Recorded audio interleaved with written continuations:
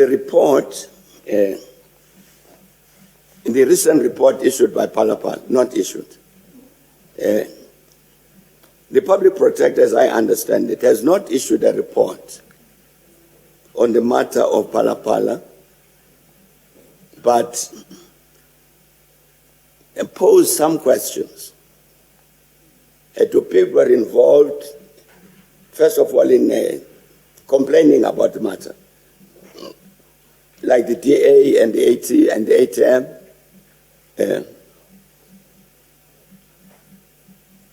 and has said to them, in terms of our investigation, whatever, what is your view? It's not a final report. It's an interim report. So these others have said we will then respond to the request of the public protector to make an input about our own views. It's only after that that the public protector will produce a final report. That's how I understand it. Made for public protector has meant no determination. So the report that the public protector has cleared President Ramaphosa is incorrect. They are in the process of working on the matter and have said that when they receive these inputs from others, then they will prepare their final report. That is how, as I understand the matter. And indeed, that communication of theirs to the parties concerned, it leaked. It was not a public release. Because they were not making any proposal to the public to engage the matter. That's the public protector. They were communicating to the people concerned. So I hope that we will continue to treat it like that, that there's no determination that's been made by the public protector on the matter.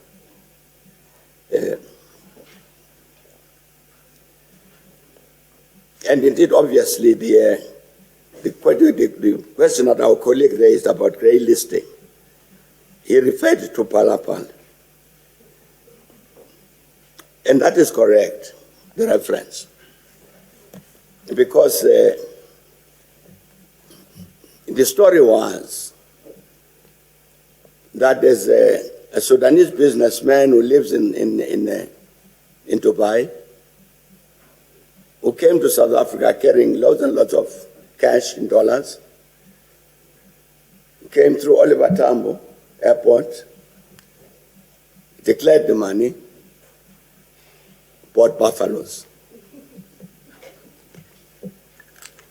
And I'm sure all of us have heard this, that the Commissioner of Taxes, Mr. Kisbetter, have said there is no record of such monies being declared at OR Tambo Airport. So that record doesn't exist. It's not been found. But there's no assumption to a thing that it exists but has not been found.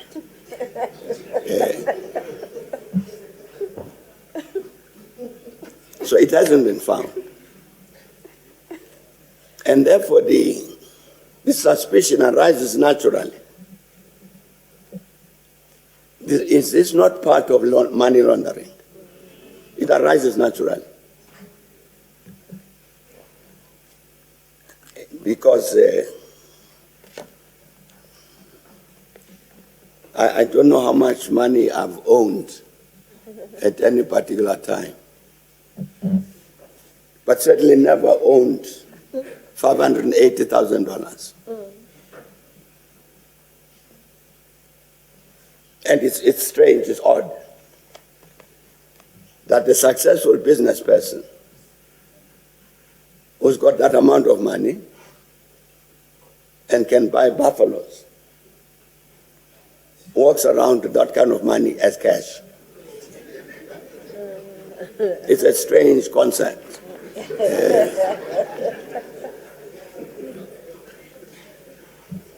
All of this it draws attention to this issue to the question, are we not yet dealing with a problem of money laundering? So I'm saying that the colleague, when he said that it's money laundering basically, a grey listing business, and is this Phala thing not related to that?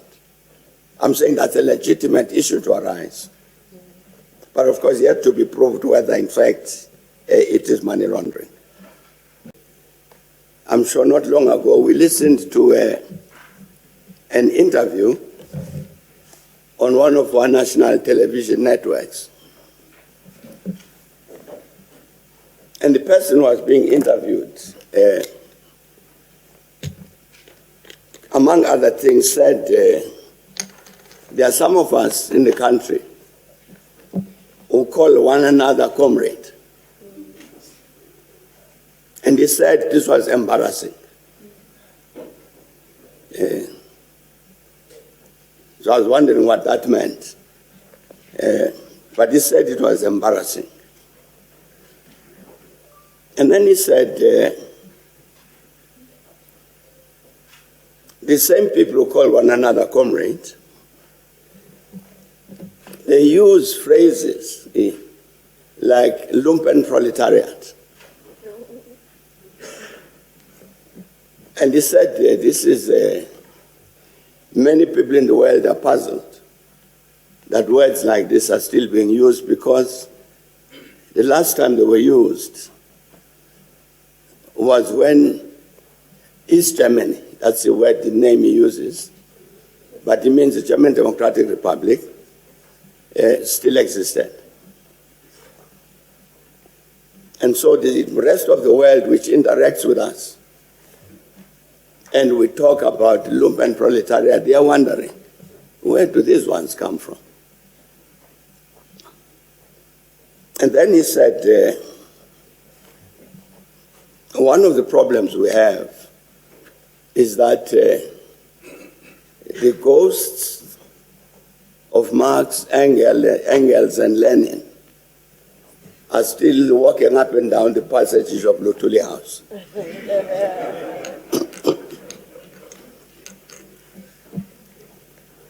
Now, listening to this gentleman, I was saying, you know, it reminded me of an incident long time ago during the treason trial.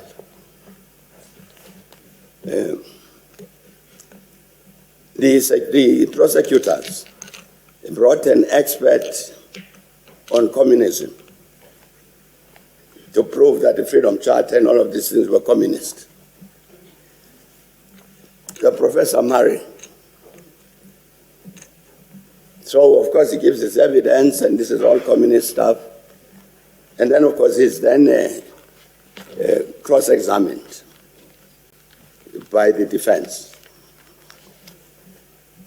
And among other things, they then say, they quote some passages from books. They quote a passage. Now, Professor Murray, what would you say about this text? Is it communist or not? It's very communist. Then they quote him another text, same. Absolutely communist. And this one, very much so. And then the cross-examiner said, but Professor Murray, I've just read to you 3 extracts from books. What would you say if I said all of these extracts are from your own books? And do the stealing which our colleagues were talking about. That we are attracting into the ANC people who intend to use the ANC for corrupt purposes. The matter was raised by Nelson Mandela in that conference in 1997. The people who follow the ANC here would have read a document which drew a lot of attention, certainly within the ranks of the ANC,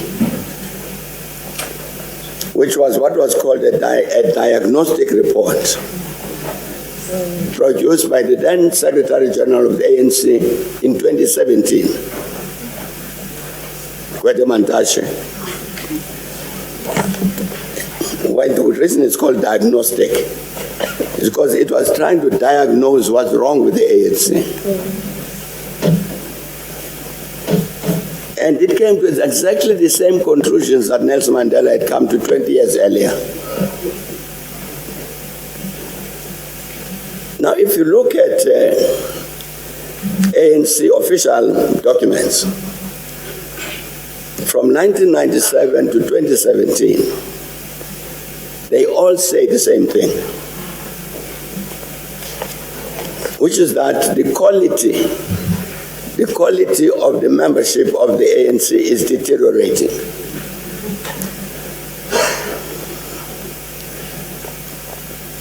And therefore that you are accumulating within the ranks of the ANC people who are bound to do wrong things. They join the ANC in order to steal. And therefore they will steal. You can speak a million times about ending corruption. They won't end corruption. They will continue to be corrupt. That poses a challenge to the ANC itself. And fortunately for the ANC, today I'm not a representative of the ANC, so I'm not speaking for the ANC. I'm speaking as an observer. Fortunately for the ANC,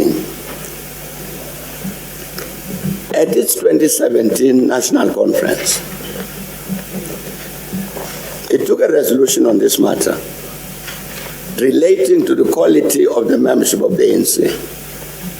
And it said that the ANC needed a process of renewal and needed a process of renewal for its own survival. It didn't say just to correct things that are wrong. It said in order to survive, it must renew itself. Now, as I was quoting what has been said in ANC documents since 1997 about the quality of the membership, I think it is logical. It is logical that to renew itself, the ANC must look at the quality of these people who are members of the ANC, who then end up like me as presidents and ministers and this and that and the other. Who are these people?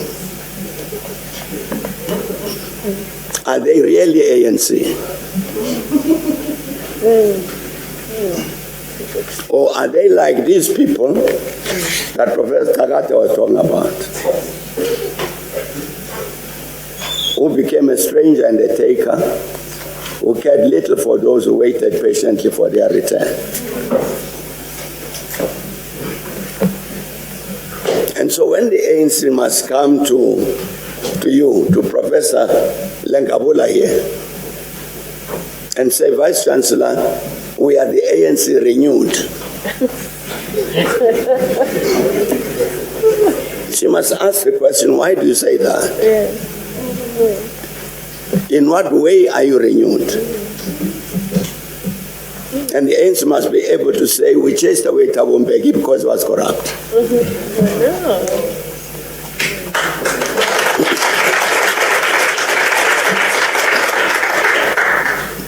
The ANC has an obligation to itself to go back to the people and present itself as a credible ANC. The ordinary people in our villages, in our townships, everywhere, they know these people who are called ANC members because they live with them. That this person who is the chairperson of the branch of the ANC, this one is a thief. They know that. So if I go here back to Professor Lenkabula and say, here is an authentic ANC branch, and she says, this one led by a thief, It can't be. What I'm trying to say, colleagues, I was trying to ask this question about the eye of a needle and what do we do practically to make sure that it actually takes effect within the ranks of the ANC itself. I'm saying that what the ANC itself has decided, which was repeated at this last national conference, this process of the renewal of the ANC must take place as a matter of urgency. ANC says it's got a membership of 1 million plus. Quite why it needs so many members, I don't know. Because it doesn't. Hence the slogan which we borrowed from Lenin. This ghost was walking up and down the halls of Luthuli House. When Lenin talking about something different, as the Soviet Union was born, he used the phrase, better fewer, but better. Let's have fewer than 1 million, but better people who are true members of the ANC.